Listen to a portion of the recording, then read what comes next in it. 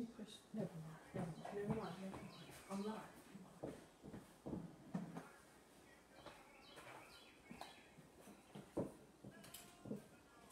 What time do you have?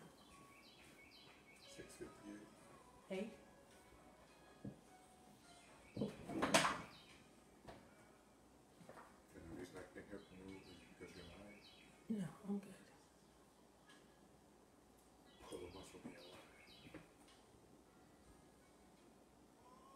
Desmond's on. He's on Instagram.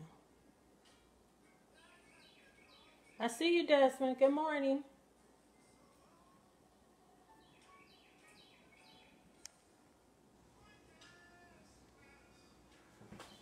I'm all right upstairs You are. Are you on your with the computer? computer. I need to go on Instagram on my phone. Just use your phone, period. Well, I want to have both of them open. Okay.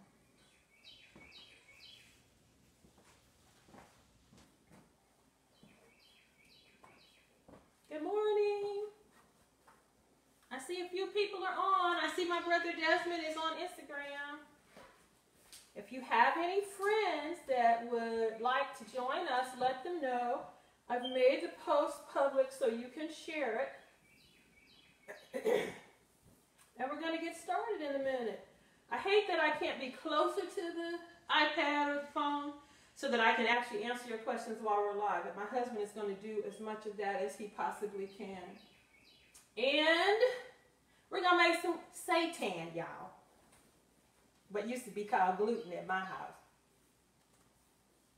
Give you a couple more minutes and then we'll get started.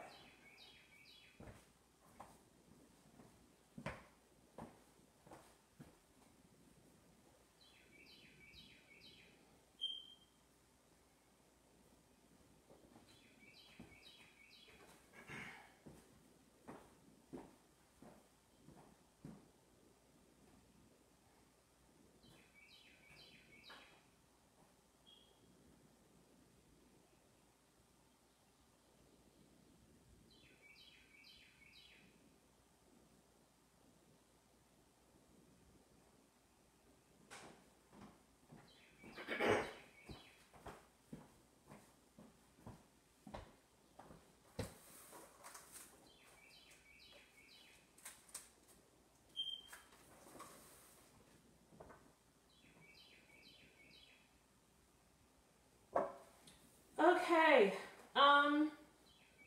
yeah, it's Sunday morning in Huntsville, Alabama, and it is 70 degrees already. So when I finish this, I'm going to get outside and maybe walk for a few minutes before I get a heat stroke and then get back in this house where it's nice and air conditioned. It's so hot in Alabama, and summer doesn't start till the 21st, but here we are. And I think the high today is like 93 or so. It is what it is. I hope wherever you are, it's going to be a beautiful day. And that you're able to get outside and get some fresh air. Welcome to Cooking Up Good Health with Donnie Green Goodman. I'm doing a series, Easy Like Sunday Morning, and this is week 5, where we are working on things that we can do to improve our immune systems as we're coming out of COVID. This is, for the first few weeks, we talked about some lifestyle choices that you could make.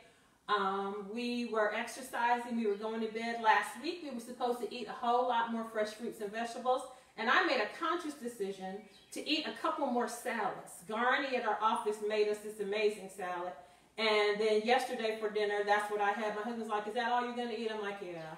And it was just so good. I've seen pictures of people posting stuff from their garden already, and so if you have a garden where you have fresh vegetables in it, now is the time for you to just bring it in, wash it off, and make this amazing salad.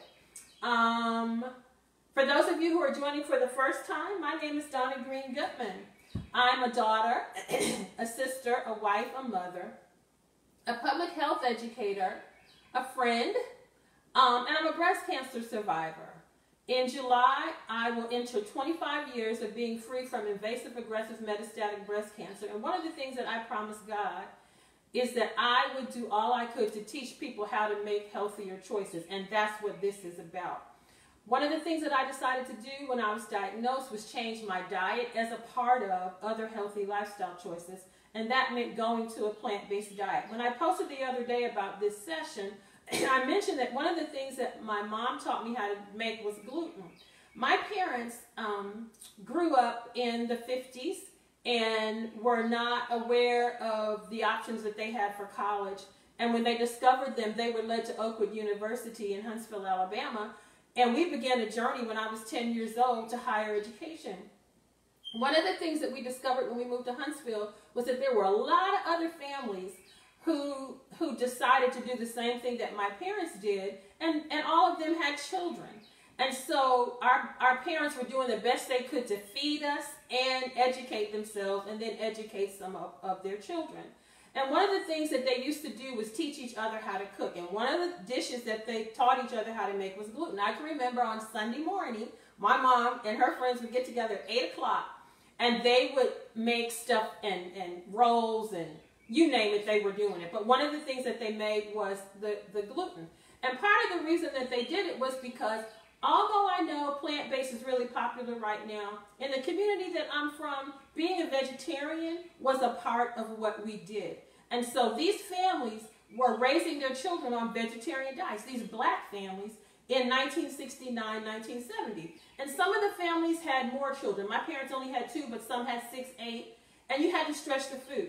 And so one of the things that we decided to do, instead of buying a lot of the processed foods, how can we make this stuff ourselves? And so if you are one of the ones who are cooking with us this morning and you've already purchased the book, Still Cooking Up Good Health is the ebook that's on our website, lifestyletherapeutics.com. You have all the recipes that are there. If you don't and you have a copy of this book, Cooking Up Good Health, you should also still have the recipe in here for the gluten. And so I'm going to show you some things that can be done. It's very easy. I know my friend Tara said that her husband learned how to make it years ago, and she was kind of overwhelmed by it. And my mom taught me some stuff, and Aunt Bertha and Miss Lois and Mama Robinson taught us some stuff. And then when I used to teach at Oakwood University, I taught the vegan cuisine course, and this literally was one of the favorite classes of all the students because they were able to put their hands in the flour and make some really good stuff. So the first thing that you're going to start with is flour. And the recipe usually calls for about 6 to 8 cups of flour. And I like to use 100% whole wheat flour. And the company that I'm using is King Arthur flour. This I like because the flour is not bromated. Bromate is a substance that's added to flours that actually makes the flour rise. But King Arthur is committed to not adding that to it because all of it doesn't cook out when you cook it. And what's left behind is termed to be carcinogenic. So I try to stick with King Arthur brand. Typically when I make this, I don't measure it. Now those of you who are joining us probably would. But usually what I do, I usually make 5 pounds at a time when I make it because I have some nieces in DC that just love my gluten. And if I were to just do 6 or 8 cups, it wouldn't be worth my time. And so I usually do the 5 pounds, but you can do the 6 to 8 cups. And you can either use 100% whole wheat flour, which has gluten in it, or you could use the white wheat flour, you could use all-purpose flour, or you could use bread flour because even though these are processed, they still have a good gluten content. And so those are some options for you. Then literally all you're going to do next is take some cold water and you're going to add it to the flour and you're going to add enough of this to make a good dough. One of the challenges for me as a breast cancer survivor, I refused the chemotherapy and the stem cell transplant and the tamoxifen, but I did do part of the radiation. And one of the side effects of that radiation is that I got some severe scarring under my arm that we just learned last year has been causing a bunch of other problems with my spine and my hip. And so doing stuff like this can be challenging for me now because sometimes my arm is hurting a lot. And making gluten, you really need to be able to knead the flour. Because as you're kneading it, if you have ever baked bread, you know that when you bake bread, loaf bread usually, you want to knead the flour. And the reason that you're kneading the flour is so that you can develop the gluten. And gluten is literally nothing but protein that's found in wheat. And the gluten, if you were to take a piece of white bread and press it between your fingers, it would go flat. But if you took a piece of whole grain bread and pressed it, it would bounce back. And that's because of the power of the gluten. A lot of people now are struggling with gluten. And I mentioned in my earlier post, I'm not that girl. I'm just not that girl. I do believe, however, if you have celiac disease, you should stay away from gluten. If, however, you believe that and feel better without eating gluten, then don't eat it. People will talk about the fact that it's highly processed, and I thought about that over the last few days as I was preparing for this presentation, because what we're literally doing is extracting the protein from the flour so that we can make something out of it. And I thought that's what we do when we juice apples. That's what we do when we take oil out of olives so that we can have olive oil. When we take the liquid out of sugar cane to make sugar, we're doing the same thing. And so choose what makes you happy, but I believe in the power of and the taste of gluten. All right, so you can see how that is mixed. And the next thing that I'm going to do is literally put some flour here on the counter, and then I'm going to start kneading it. A lot of you are familiar with making the instant gluten, and the instant gluten is literally already, this process has been done so that you don't have to worry about doing it, and you just have to add water to get it to where it's ready to use. So literally now, if you're cooking with me, you should be at the place where you have your ball of dough, and then you're going to add a little extra flour, and you're going to knead this. And you're going to keep kneading it, and this came together well. In my post this morning, I put a picture of my husband. He kneaded it for me last night. But this is it. When I taught the class at Oakwood, the students were amazed as they did the process. Some of them had never even kneaded anything like this. I can remember back in academy here at Huntsville, our teacher, Phyllis Edmonds, taught us how to make bread, and kneading it was something that was important.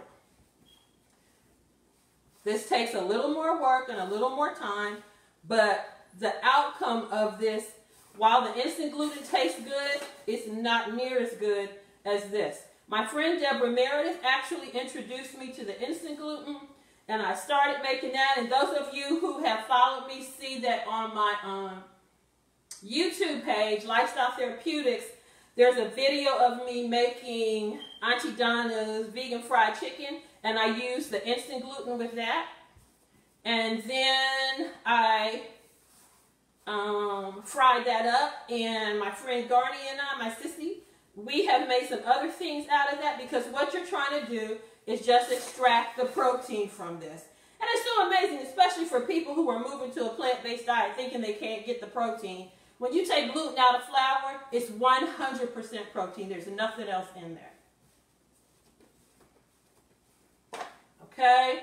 Now, if like me, you have trouble with your arm or your back or your hip, and this is a little challenging for you, you can also put this dough in your KitchenAid mixer with the dough hook and let it knead that way, and you'll end up with the same outcome. That's how I have made it a couple times, because I just have been using that instant gluten more than I have the old-fashioned. Okay? Usually we say to knead it for about 8 to 10 minutes, and I'm just showing you what it could look like. And it keeps getting dry like you would if you were kneading bread. And then you keep adding flour to keep it from being sticky. And if you've got kids, you can include them in this process. That would be a lot of fun. That's how we learned how to do it. And there you go.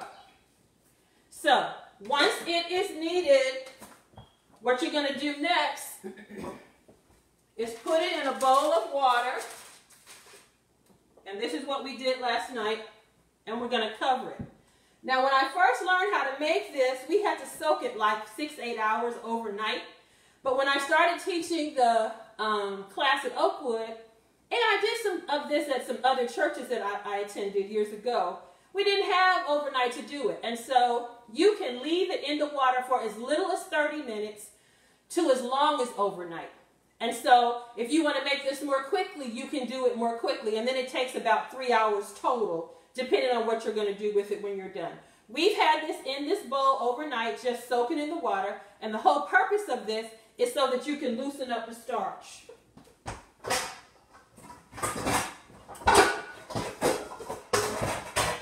And what I'm going to do next is take this over to the sink. And I'm going to pour the water out. And you see it's pretty clear.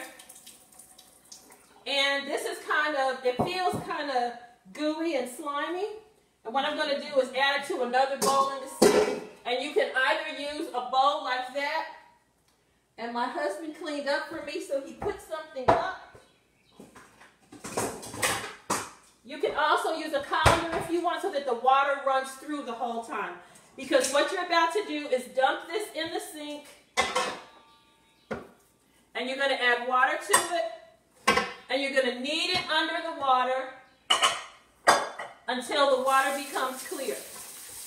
And I can remember years ago, when we were learning how to do this, people would say that they did it and then it all ran down the drain. So you've got to really pay attention to what you're doing, so that as this comes apart, you're then able to pull it back together and it won't go down the drain. And that's why sometimes I prefer to use a colander, because the water runs through it and you don't have to be concerned about it. I'm not sure if there are any questions as I'm doing this that I can't see. If my husband wants to tell me them, I'd be happy to answer them. I tend to use whole wheat flour when I'm making a steak kind of gluten. If I want to chop or like a scallopy kind of gluten, then I will use a combination of the wheat and the white flour. And if I want like a chicken kind of gluten, then I will just use 100% unbleached flour. And that's another thing that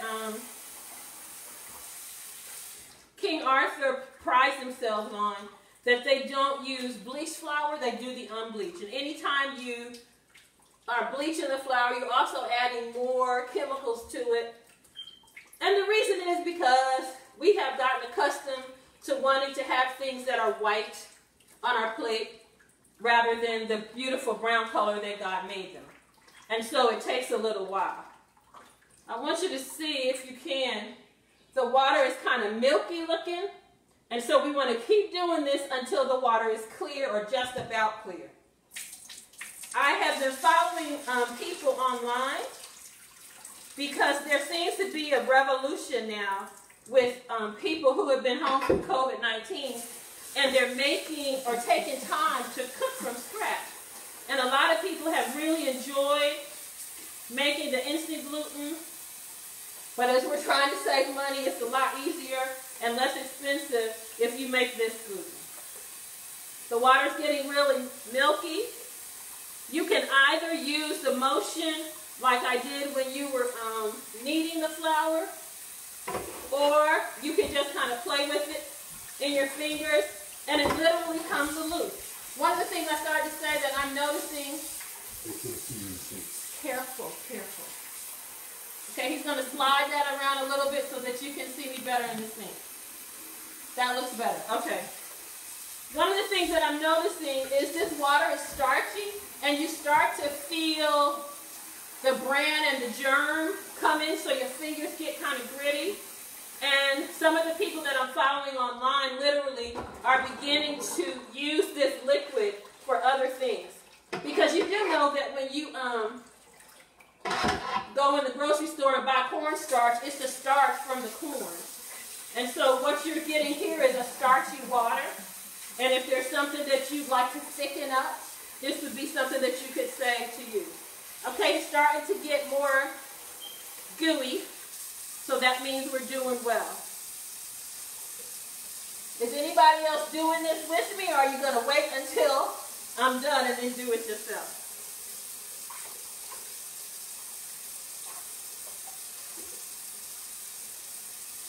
Okay. So I'm pouring more off.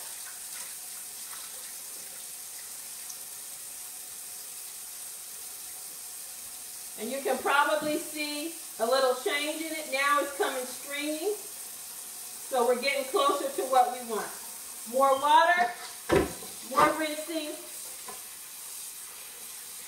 And the beauty of this is you can season it however you want or don't want it. I hear a lot of people talking about when they move to a plant-based diet and they don't want to eat the fake meat because the fake meat has so much stuff in it that's not good. And some of the fake meat does have a lot of stuff in it that's not good. But in our clinic, as we have introduced this to a lot of our patients, they have the same concern, especially about the sodium. One of the greatest sources of sodium in the diet is not veggie meat. It's milk and cheese and ice cream and yogurt. Dairy products are extremely high in sodium. There's actually more sodium in a cup of milk than it is in a small bag of potato chips. And so the other thing that we discovered was that a lot of your meat products, like your hot dogs and stuff, have more sodium in them than veggie meat does. And so if this is an issue for you, don't buy it. It don't get no simpler than that. But if you want something on your plate that looks, tastes, smells like, then you can make this up yourself. And the beauty of this is, when we first got married, my husband was a new vegetarian. And so I always made it for myself, but when we got married, I started making it for us. And I would literally make a batch like I am today, and then I would put it in freezer containers like a can of veggie meat so that I could pull that out whenever I wanted it. So that's the way to do it too. Okay? It's looking a little more gluten-y, coming back together. We're going to wash a few more minutes, and then we'll be done.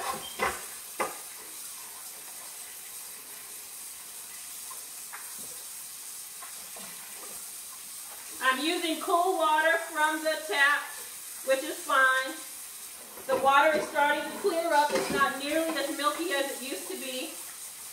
And depending on how much flour you use will determine how many pieces you get out of it. You can probably get about 60 pieces out of 8 cups, depending on the recipe that you were going to make from it. Unless, of course, like me, you're going to make 5 pounds at a time. Now, some of the things that my mom and her friends came up with, they were literally in the kitchen praying. And most of them, as far as I knew, did not grow up vegetarian, but they became interested in vegetarianism. And my little niece cousin, Selena, who's the granddaughter of Miss Lois, was taught this thing. And I know that Odell and Walicia learned how to make it too, Electra. And my cousin Kim, whose mom, Aunt Bertha, was the one who made this for her family. This was something that we really looked forward to whenever it came to the holidays. Okay. And they literally just got in the kitchen and prayed and played. I remember when my son was in kindergarten, my mother-in-law came to visit for the holidays, and we actually made a vegan turkey. Okay.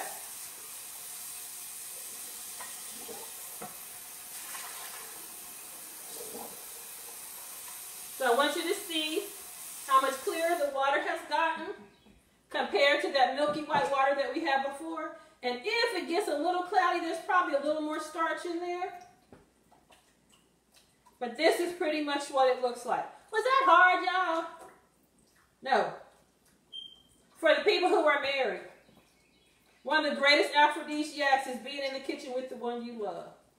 And so let's make a deal, ladies, with that man. He can have all he wants if he needs this for you so that you, in the morning, after the adult night, you can make him something good to eat. That sounds like a plan. Okay, so here we now have our gluten ball. And I'm going to put it right here for a few minutes. You could also put it inside of a colander and let it drain. It's at this point that we used to go right ahead and make the broth for what we were doing. But I'm learning so many things that you can do with it. And instead of having a broth ready for you today, what I want to do is talk you through the different things that you can put in the broth. So, recently I have learned that if you want to, you can put it in a colander like this and let it drain. And or you can lay it right here on top of a cutting board and let it drain. And typically right now what I would do is take this and I would probably cut it in half. Because what I used to do is make a blob like this and then make different broths so that it would taste different. So you can take it like this now and literally, you know, let it continue to drain. Get some more of that water out. And you can shape it. You can pull it like this, and you can take a knife and you can cut pieces like this. And then these are the pieces that you're going to put in your broth. And the piece literally turns out this way. You can flatten if you want to. You can, if you don't want to put it in the broth right away, what I am noticing now is that a lot of what's popular is that you take this and if you want to get layers in it, like what's in the flesh of chicken, you literally can take this and pull it. You don't want to break it, but you take it and pull it, and then you knot it. Knot it like that, and if it's long enough, you can knot it again, and you let it sit. And then some people are saying that you can just take the gluten just like this and let it sit overnight while you run to the store for a few hours, and as it sits, the texture changes and becomes meatier. So that's what you can do today when you make yours. The other thing is seasoning the broth. And how do we get the broth seasoned? Well, it depends on what you want it to taste like. And my girlfriend Margie and I like to often start our broth out with just fruits, with vegetables. So if you're going to make some kind of vegetable broth, these are your ingredients that you want. You would probably want to cut them up. We're talking celery and carrots and bell peppers and onions, and whatever kind of onion that you like is what you use. And you can put a little oil in the pan, saute these vegetables, then you're going to add water to it, and then you can add pieces of your gluten to flavor it. If you want the gluten pieces to be big and fluffy, you want to boil the water high. If you don't want them to be fluffy, you want them to be denser, you just have them in a simmering broth so that it simmers and absorbs the flavor, but they stay more dense. And so these are some things that you can use as a base for the way you want to flavor it. Then the other thing that you want to do is look at your bouillons and what bouillons and seasonings are available that you can also pour into this broth to make it taste really good. One of the joys of teaching my veggie cuisine class at Oakwood was all the students that I met from around the world, many of whom were Caribbean or African. And so if you want your meat to have a Caribbean flavor, get you some of the curry or the jerk that you like and add that to the water. If you are from New Orleans and you want a little Cajun going on, then you're going to add Cajun seasoning to it. Many of us are familiar with a product called McKay's Chicken Style Seasoning. I don't have a bottle because I buy this in bulk, but this is like a chicken bouillon that you can also use to add to the liquid to make it taste like how you want it to taste like. The other option you have are some vegetable bouillon cubes that you can put in the water as well. And then this better than bouillon stuff, y'all, it done changed my life. You can get the mushroom one, the roasted garlic one, the vegetable one, the one that is no chicken, and you can put that in the broth. And then my sissy found this vegan ham flavored bouillon that you can also use. And so literally you are playing with the flavors. Imagine in your mind, what do I want this to taste like?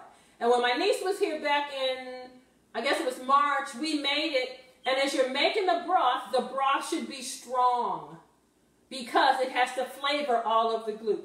Then the other thing that you can have, if you don't have fresh garlic and all that, garlic powder, onion powder, you know that's staple. If you wanted to have a smoked flavor, you can get some bacon, which is a good seasoning. You can also get smoked paprika if you want to put that in there. And then when it comes to coloring it, all the things that I mentioned so far don't make the gluten dark in color. It's more a light color. But if you wanted to have a steaky kind of color, you can use something like kitchen bouquet in the broth, and you can use liquid aminos or soy sauce if you use soy sauce. But we prefer to use the liquid aminos. And these are the ways that you can season that. Now, once you got it in the broth and it's simmered and it's ready, it's literally like open up a bag or can of vegetarian meat substitute. And then you can do with that whatever you would do with the can that you open. I think today I'm going to let mine just kind of sit for a while, and then I will take pictures of what I did and post those pictures online. What else can I say about the gluten? You can freeze it, and it's good. You can dry it, and it's good. Several of the things that my aunties and my mom made were turkeys, and you can take a piece of this gluten, and on like a pizza sheet, if you oil your hands, you can keep stretching and stretching and stretching with oil, and this becomes like skin, so that you can literally put the skin over top of whatever you're making. So we would make the turkey with the drumsticks and all that, and we would cover it in the skin. Then Miss Lois made what are like pork rinds, vegan pork rinds. Mama Robinson has made some of the best vegan fried chicken and fried fish using nothing but gluten. And my auntie would make something called Cornish hens, Aunt Bertha, and my mom would do some ribs. Those are the ones that are proprietary, so I can't give you all the details of that. But if you go on Instagram, if you go on Pinterest, ham seasoning. If you go online just to Google, there's plenty of stuff out there. I'm a member on Facebook of the Tofu Vegetarian Society, and those ladies in there, they are adding color to the food so that it looks like an actual ham and a brisket. And if you want to make it taste fishy, you can put seaweed or kelp in there, and that'll give you that flavor. Somebody asked about the ham flavor. This is the one, Orrington Farms, that we ordered online. That's another resource for you to get that sort of thing. You can bake it. You can boil it the way that I'm talking about on top of the stove and simmer it. You can literally take a piece of parchment paper and put it inside a piece of foil, and then shape your gluten in a roll like this if you want to, and then you wrap it up, and you can steam it in water in a basket, and that's not seasoned, you're just steaming the meat. You can put it in your pressure cooker, you can put it in your crock pot. There are just so many different things that you can do. If you add color to it, of course, that's going to make it look a little more like what you want. The more you play with it, the meatier it becomes. It's very simple to do. And if this ain't your bag, it ain't what you want to do, go and get you some of that instant gluten. Season up the water of the instant gluten. And then, you know, if you want it to taste like ham, if you want it to taste like chicken or steak or whatever, and then mix that water into the dry instant gluten flour. And then in 5 seconds, you're going to have this ball. But do know that the texture is totally different and the outcome is totally different depending on what it is that you want to do. Okay, I'm not sure what time it is, but I think that's pretty much how you do this. I'm believing that my husband is answering the questions, and I'm hoping that something that I did today restored your faith in this. If you're a newbie, if you grew up like I did with mamas who made this and you're about to go back in the kitchen, my girlfriend Myra mentioned that to me yesterday. If you've tasted it and you want to try it, it's this simple. If you have already begun the process today, as I have done this, and you have some questions for me when I get off this, I'll be more than happy to answer those questions for you. I think I might make my husband some ribs out of this, and maybe some kind of chicken, so that we can see the striation of the meat. Somebody mentioned air frying. Yes, you can air fry this, and I don't know if I've ever said. Tell me what time it is, please. I don't know if I've ever said this, but 7:30. If you have a convection oven is the same as an air fryer. With the air fryer, what they have done is they put fans into it so that the heat is evenly distributed and everything browns evenly. And if you already have a convection oven, you have the ability to do that just by using the convection oven, and you don't have to buy the air fryer. The air fryer, of course, makes it so that you're using far less fat, which is a really good thing to do. And I mentioned before that if you're going to make your broth from vegetables and you want to saute them in oil, you can. If you're oil free, then you don't have to put any in there. My husband said it's 7:30, so that's my time, y'all. Listen, want you to know that if you make the choices, you can make a difference in your life. And this week, we're going to be working on letting stuff go. And when I realized that was the one that we were talking about today, I'm like, Jesus, it's just amazing. Because in my own life, I had to learn how to let stuff go when I was diagnosed with breast cancer. Because while the way I ate impacted, I was also under a lot of stress. And as a public health educator, I've spent my life interested in health disparity. So when COVID-19 hit, and we're talking about black and brown people are dying at a higher rate of this than others because of underlying health conditions and pre-existing health conditions, I kind of heard it, but I heard it through a kind of jaded eye, because underneath all those conditions, part of the reason that we die faster at higher rates is because of the unjust system in this country that does not allow us to be playing on an equal field. And so this week is week 2 or 3 for my community in this country. And we're struggling. Because some of this stuff we can't let loose because y'all won't let us let it loose. And so there's no way to compare black lives and all lives. You just can't do it. If you're born in this country, you deserve every access and freedom that everyone else has. And because of institutional racism and intentional choices to keep people who don't look like a certain way, that inflicts not post-traumatic stress disorder, but it's current traumatic or persistent traumatic stress disorder. And there's not a whole lot you can do to make somebody stop mistreating you. And so what I had to learn in my own life was to let it go. And in this situation, in the culture that we're in right now, if you look like me, you are constantly on guard. And when you're constantly on guard, you're sending a message to your body that you need help. And your body sends out all of these things to help you with the fight or flight syndrome. But if you don't handle the situation, then it turns on itself. And that's what's really contributing to a lot of what we're seeing in the disparities in health in this country when it comes to black and brown people. And so this week, I'm asking the people who look like me to take it to Jesus. Last Sunday, I stood in front of my television and I danced for 2 hours with Kirk Franklin and Fred Hammond to release the angst that was in my spirit. And I'm challenging you to do that. I'm challenging you to let go of the unrighteous anger that you may hold and grab hold to the righteous anger so that you can do something with the righteous anger that you feel. And I'm challenging you that if you're not a person who looks like me, and you believe that you're not racist, then act like it. And join the people of God who believe that we're all created in His image, and we all deserve the right to breathe, and breathe without being stressed. Y'all know what I'm saying. This week we're cutting stuff loose. And by the power of God, because that's how I made it. I had some stuff in my life that never stopped. But I cut it loose. And in the name of Jesus, I rebuked it. And so whether you're walking in a peaceful protest, rebuking it when you call it out, or explaining to someone who doesn't quite understand what this is all about, cut stuff loose this week. And if there are people or situations that are contributing to your unhealth, cut it loose. And then get in Jesus' face and ask Him, you know, I could have been born another time in Earth's history, but you have me right here, and I need you to give me the power that I need to do what you want me to do in these troublous times. And then next week, we'll hear some amazing stories about how you made it through this week. Thank you for joining me. If this is your first time, I'm Donna Green Goodman.